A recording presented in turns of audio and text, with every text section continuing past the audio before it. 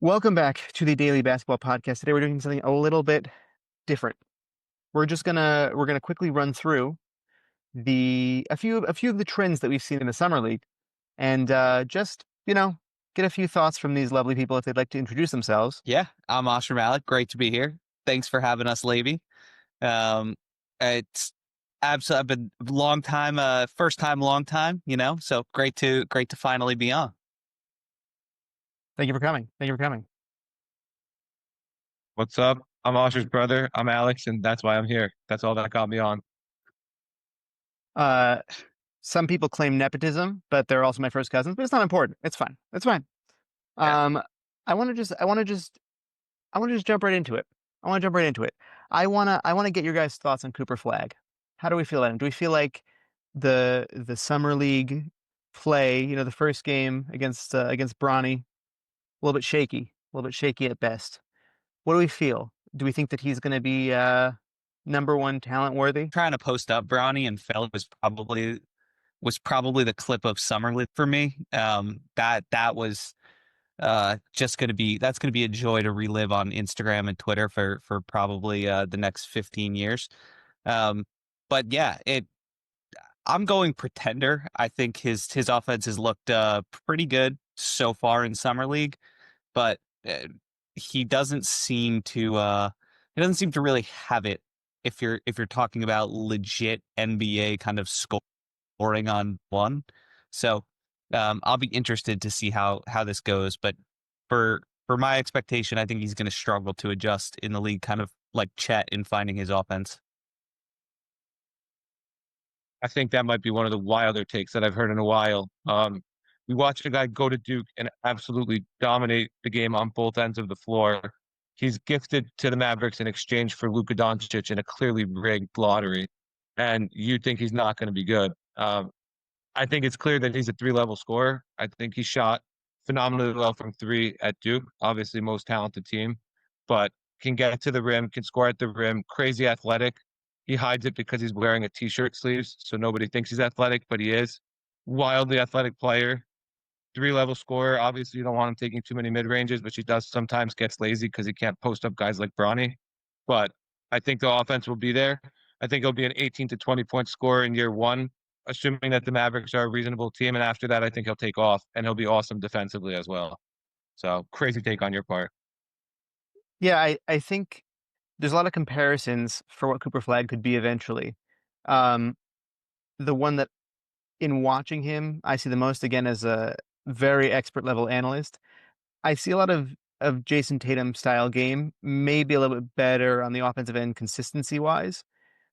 The jump shot is equally as janky. That thing is it's a little bit ugly, I'm not gonna lie.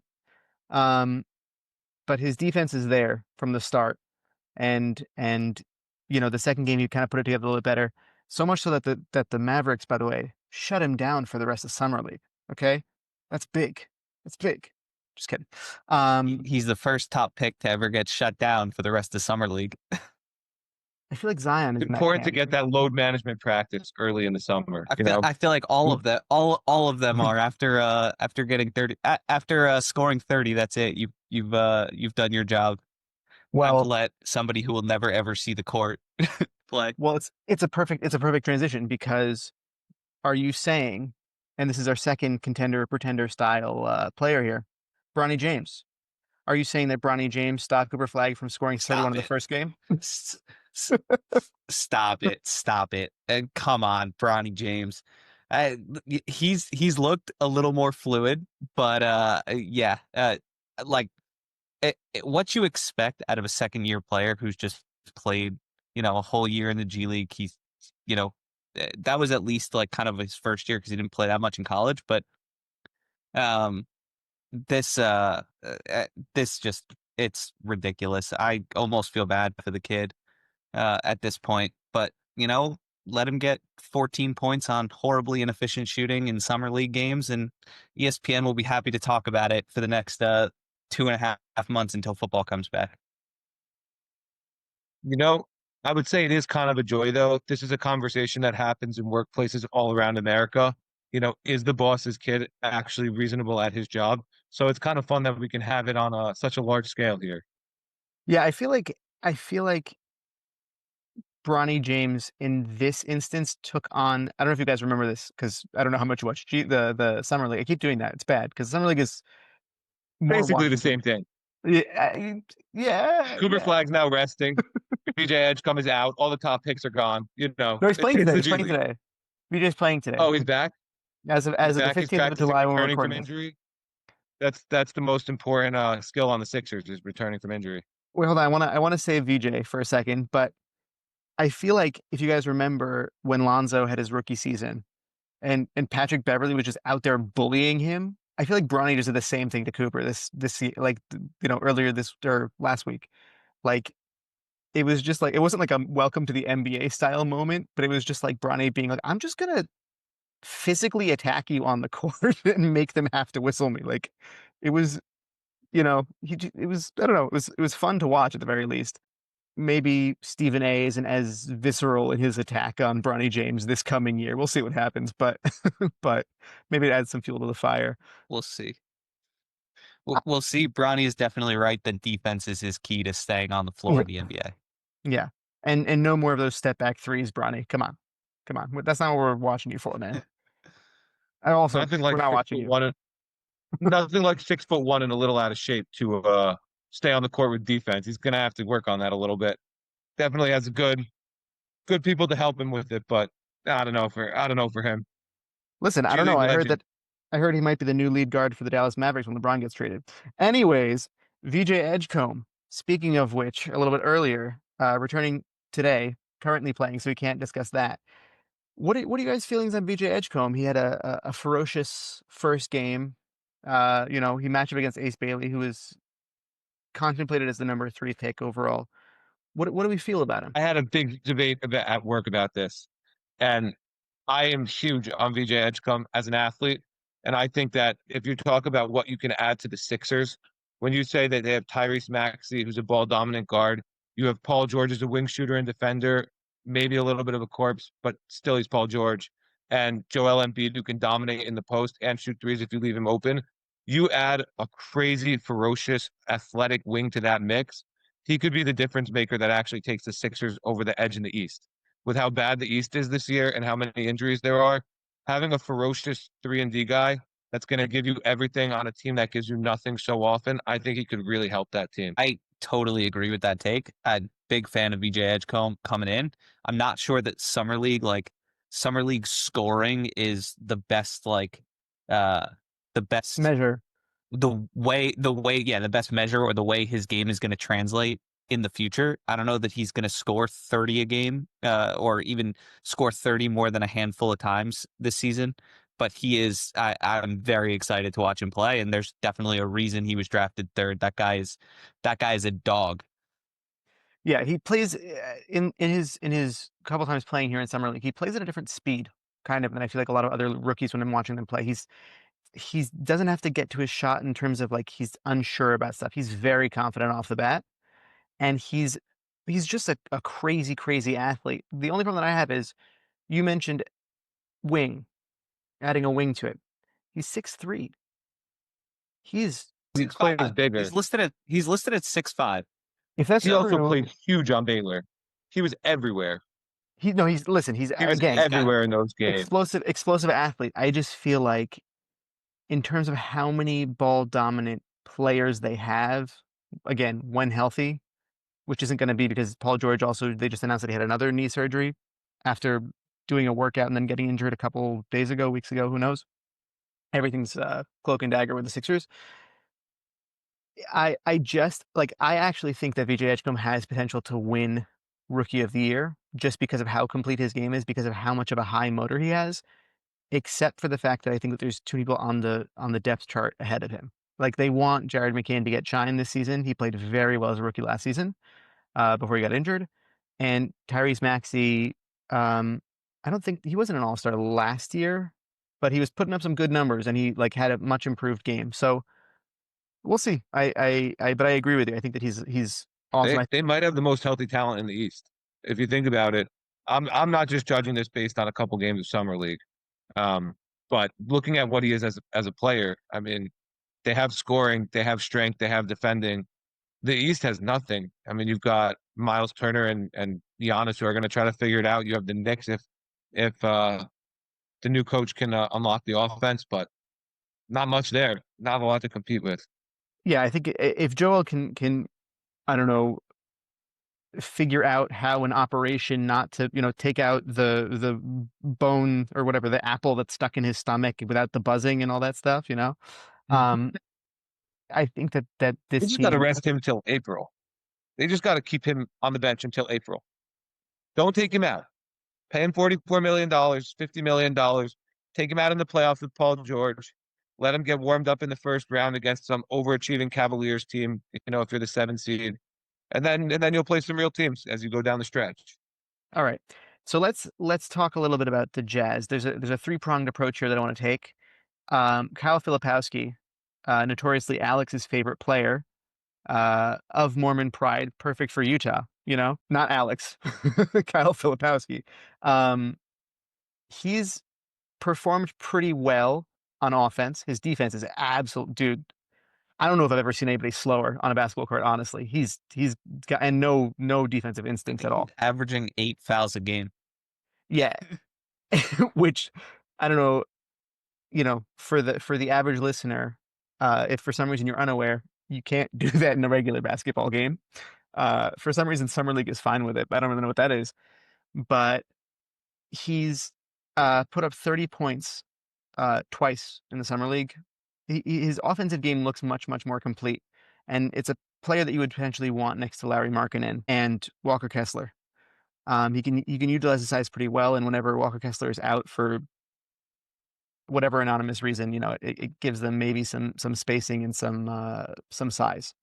Um, how do you feel? How do you guys feel about this team going into the next season? So so a couple things on that. Starting with Flip, like this is probably like best case scenario for summer league for him. But like you got to remember, and this is like the kind of preface that everyone starts every summer league discussion with is like these are mostly G League players playing bad defenses and not doing rotations. So you'd expect, and like most of the Utah Jazz games last year were effectively summer league games with nobody trying on defense and no one really caring. So like you'd expect that if the guy played effectively a bunch of summer league games against legitimate NBA talent for a whole year, averaged 20 minutes a game, scored 10 points a game, like he has legitimate NBA talent um, on the floor with a bunch of guys who really don't. So like this is probably best case scenario for him and definitely beats the alternative. But like if I'm if I'm the Jazz, I'm not getting too excited about my ability to now play him more minutes a game or factor him into my rotation plans in a way that was different than what I was expecting before. But it's definitely like a best case scenario. Do you think this is the difference maker between him seeing his family again? I don't think there's any hope of him seeing his family again. He's a lost cause. Him and Aaron Rodgers. Oh god. Mix that in with a little bit of Tom Brady, and I feel like he's right there. Um, Yeah. Alex, what do you think about these rookie additions from the first round? How do you feel about them? Not necessarily in how they played so far, but just kind of their role moving into this team, about their talent level.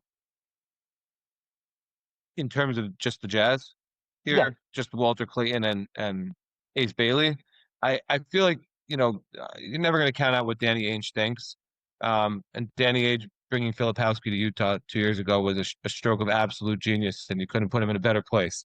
But in terms of the way the roster looks to me, I would just think incomplete. You have, not a ton of athleticism at as the big guys, Walker Kessler, Markkinen, Nurkic, Filipowski. You got pretty slow big guys, and then you have Ace Bailey, who's super athletic. Walter Clayton's not the most athletic, but can move. I just don't see the flow to that roster at all.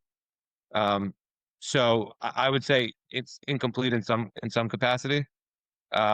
So I guess we won't know until we see kind of where this goes. I think it's best case scenario for Danny Ainge to have, one of those guys I think is going to move at some point to bring in something that's either more athletic that they can use to work around Markkinen, so that he can be big and pass the ball, and Walker Kessler can be big, do his thing. They have some shooting, if the offense gets a little stationary through the big guys, but I guess to wait and see this, what they turn this into. I mean, Uh-huh. where I guess like the spots need at looking essentially point guard, right? You're saying like that's really the spot because like Walker Kessler's pretty good. He's pretty athletic, pretty good, pretty solid rim defender.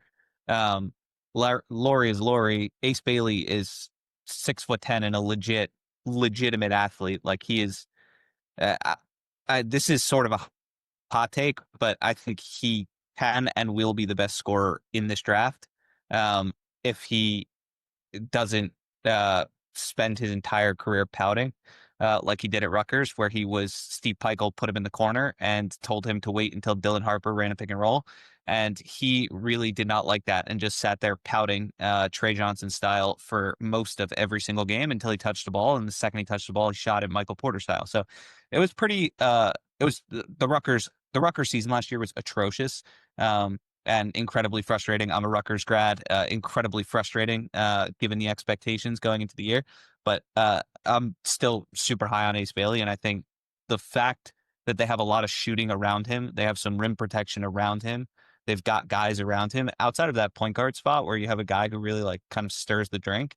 Um, I think this team could actually be laying the foundation of something. I don't know what that something is. I don't know if they're one move away, two moves away, and it's a next year or 2 years down the line. But it looks like something. Whereas for a long time, it kind of just looked like a bunch of whatever the rest of the league didn't want. Yeah, that's fair. I'm a little bit different from you guys. I think that this team uh not underperformed because they had a lot of phantom sitting last year, and there's a lot of guys pulled out of lineups, later in the games, whatever. I think that with the intent to try and tank, it worked out for them. They got Ace Bailey, obviously.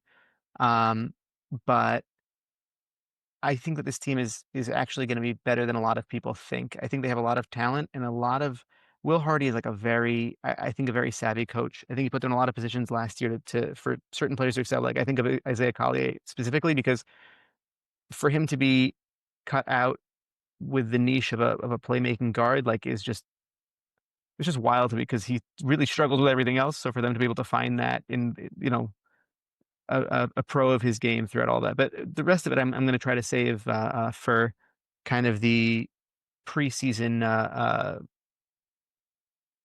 whatever the word is. Um, and I want to move on because you mentioned him to Dylan Harper, more Spurs, the young talent that they have, the Dylan Harper and Carter Bryants of the world, how they have performed, what they can project onto this team. I really like Dylan Harper. I think he's a good player. Um, I think he's going to fit well with Fox, who's like a better athlete for sure. In terms of just driving that offense and running it. But I think he pairs really well. Um, he's kind of capable of being more of a nomad where whatever role in the offense you want him to have, he's capable of doing it. He's capable of attacking off the dribble. He's capable of spot up shooting. He doesn't sit in the corner and pout. He like I'm really excited to see him. But yeah, and Carter Bryant like looks like an athlete. Like you watch him play, he looks like he will matter defensively. I don't know what he'll bring to the table offensively. I don't know if he'll ever get it. Maybe this is kind of them reliving their experience with Sohan from like 3 years ago or 2 years ago, whenever he came into the league. But he just kind of looks like an athlete and is a defensive menace. Like if you're going to compare it, he couldn't see the floor at Arizona for some reason, probably because he didn't offer a lot on offense. Um, but he's kind of like a poor man's like Cohen Carr, who's the exact same kind of style where it's an athlete defensively. Next year's and watching basketball. Um, but yeah, I'm excited to see how they try to integrate him or when they try to integrate him into their team and rotation. I'm a little bit more curious with them just what they're going to do with all their guards and how that rotation shakes out in the end. Obviously you have Wemby, who's awesome, but then you have Castle, Fox, Chris Paul, and Dylan Harper there. You know, I just I don't know what you do with all that.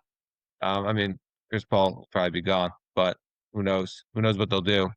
But I don't know. But it is. Did Chris Paul resign or no? No, I think he's gonna. Did it? There's a lot of discussion about where he might go. Like he might go back to the I would think Suns. He might go to the it's the type Clippers. where like he's there with them, but like I don't think there's room for him. So I think he gets X. I think they get rid of him. I don't think they bring him back. But I mean, you're still talking. You've got Harper, Fox, Castle, and you got to make some type of guard rotation out of that, or you can try to use that for some scoring help on the wing. You can try to get rid of one of those for some scoring help on the wing. I'd be interested to see, if they did that. I think, I mean, obviously the dream would be a Devin Booker type player, but I don't know I don't think De'Aaron Fox is bringing that back. So in the meantime, it'll be really interesting to see how they all play together.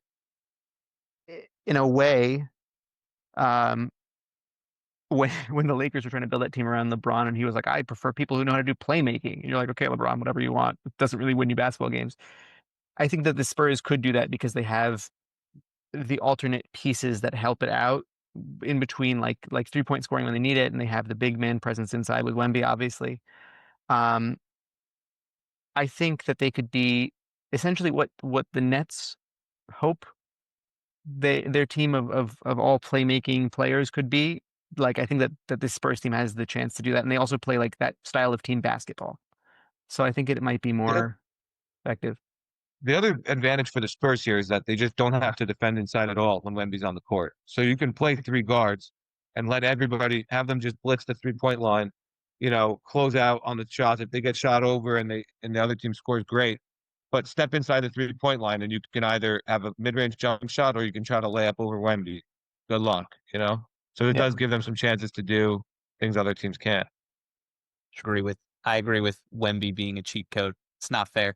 If this were like the 60s, Wemby would be wilt, and it would be so much more fun to watch the Spurs.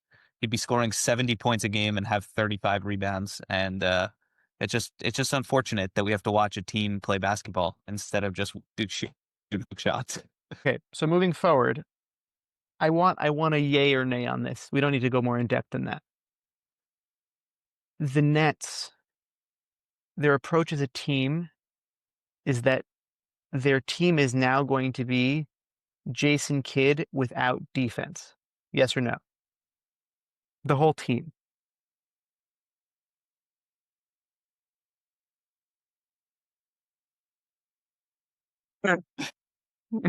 From the silence and or laughter, I will take that as a yes and pat myself on the back. Okay, moving forward. I want to do a really quick hit three-headed approach. Asher, we heard a little bit about how you feel about Trey Johnson. Are you up or down on him? I haven't seen, enough Trey Johnson to really comment on him. You know, I'll defer more to Osher. He's seen more Texas basketball. Um, I'm always going to lean towards anybody drafted by the Wizards is probably going to be bad. Um, you know, prove me wrong on anybody outside of John Wall, and John Wall got hurt. But outside of that, not too much more to add here. Asher, back full time now? We're okay? We're good? Uh, tr yeah. I'm back. Apologies for the troubles here, but Trey Johnson is like summer league is like the perfect situation for Trey Johnson because nobody's trying on defense and nobody cares if he scores. So he's gonna light it up, and he has. He's been playing great. He's been scoring. He's been a 3-level scorer, scoring off the dribble. Yeah, he can absolutely cook people who are less talented than him. The minute you bully him, the minute like big physical defenders start trying to stop him from scoring, he literally just like pouts in the corner. Um, like go watch if you care, go back and watch Texas's tournament game and not like the highlights where it cuts out 95% of his possessions and just watch him like sulk for half of every single offensive possession down the stretch. I did the same thing in the SEC championship against Tennessee where they just like they bullied him and he just couldn't handle like he cannot handle being bullied. Uh, uh, like I think there was one game last year where he shot 0 for 14 against Oklahoma in a game that Texas needed to win to try to go to the NCAA tournament. So like I don't know. I am not a Trey Johnson believer. I think he is a phenomenal person. Like if you put his Ben Simmons LA Fitness clips up, he's gonna look like the second coming of Michael Jordan.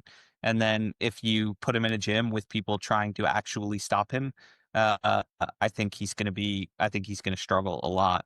So we'll see. The Wizards stay from scoring for a while because the games don't matter. But I'm excited to watch him play. I probably shouldn't be so down on the Wizards. They've got some good guys. I really like Bub and Sar and Keontae. I like the guys they got last year.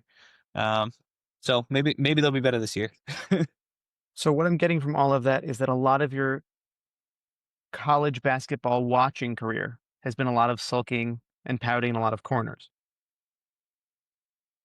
Yeah, last year was not good. A lot of the guys I was rooting for spent a lot of their time on offense crying in the corner or on the wing, and the coach just completely ignoring them instead of getting them the ball. It wasn't too much fun. It gives you flashbacks to Kevin Durant. Speaking of which, um, Yikes. uh, Scott uh, Brooks toilet clog offense. speaking of which, a guy being in you know, a draft with a lot of talent and being a big man going to the Portland Trailblazers. What do we feel about Hanson Yang? Come on. That guy's awesome. That guy is so awesome and the most out of nowhere awesome pick. Like, especially last year, after you see the Blazers draft awesome center from college that everybody knows is going to stink in the pros. You hear like we drafted another 7-2 guy, and you're like, oh God, not this again. And then lo and behold, he's just, I mean, it looks like tapes of a young Jokic. You just, it shouldn't happen. You see the passes and it can't be. And you're like, for such an irrelevant franchise like Portland to get who could be the biggest superstar in the NBA if he's able to turn into a top 10 player, to have a top 10 player from China on your roster will turn the Portland Trailblazers so relevant so fast. It's just the most out of left field, number 20 something pick. Incredible for the franchise. After the Drew Holiday trade for Simmons, you're like, what are they doing there? And then they pull that out, and you're just like, good for them. They got something now, at least to build with. Josh, I feel like you don't like It's him. really funny you say that because it's really funny you say that. I mean, he looks like his feet are stuck in cement. Like, I have no idea how he's going to play, like, in a pick and roll defense, like when people actually care. But I love the pick. The phenomenal pick. It'd be if the Pacers drafted Caitlin Clark, but I don't think it's going to contribute to winning. Yeah, I listen. I think that you see it with Şengün a little bit, and he's like poor man's Jokic. I'm not so big on Şengün. It's not that I think he's bad. I'm not the biggest fan. If he can kind of channel like half of that, I feel like they get their money's worth out of him. And it's always fun to watch big men pass the ball. Not to mention, not to get political here, but you have an Israeli and a guy from China on the same team. We can do some you know, some fixing there, some nice race relations. Tucker Uh, Carlson would have a stroke if he turned it on. yeah, I'm not saying anybody wants to see it. I'm just saying it could happen. You got the UN in Portland. Oh man. Um, I would just say to Oscar's point though, he does look like he's stuck in cement, but if you watch Jokic for one game, you would think the same thing. I mean, the guy does not move for the first three quarters. That's part of not Yeah, but staying not if you for a watched him big as a guy. rookie. If you watched him in summer league, he was nimble. He was a lot lighter. He had all those like ridiculous post moves. Like you can go back and watch the clips. Like he was substantially thinner than he is now. Like it's different. This guy is starting at that point. He's starting heavy, but if he stays in his weight, the other thing is you don't want your big man, who's a little bit slow to really be trying on defense because they fell out so fast. Look at Zach Edey from last year, who was slow and he was in foul trouble the minute he played the game with a lot less offensive talent. So I don't know. I feel like you just let him kind of meander around the court and punish teams on the offensive end and get some To clicks in be honest, China. it's Portland. Yeah, to be honest, it's Portland. Their games really don't matter, and so they should 100% be they should 100% be doing this. And I'd actually love to see it happen. I wanted to see it with Zach Edey. I wanted Zach Edey to go to the Thunder last year. I thought he would add like a fun dynamic that Hartenstein ended up taking that role. Um, like I want to see a big guy come in and score a bunch of post up points, like as a rookie. So I think it'd be fun. It'll change how the league sort of plays. You've got them, you've got the Mavericks, you've got Jokic, you've got guys, you've got teams going bigger. You got Wemby. So I think it'll create an interesting dynamic, if nothing else. Uh, Either way, they're gonna have to have somebody fill in the Klingon minutes when he fouls out. So it's a win-win. Well, one of them can pass. Come on, that's pretty cool. One of them fouls out in the second quarter. Maybe both of them. Just Both of them might foul in the second quarter. 12 fouls between them. You got one guy. It's like summer league. All right. That was the Daily Basketball Recap. Thank you, everybody, for listening. We'll be back to regular programming at some point soon, hopefully. We're working on a couple things. Look out for Max's new initiative right here on this channel. I want to thank you, Osher and Alex, for coming on the podcast. Hopefully you come on again. We enjoyed having you on, I can say personally. And I want to thank you all for listening and watching.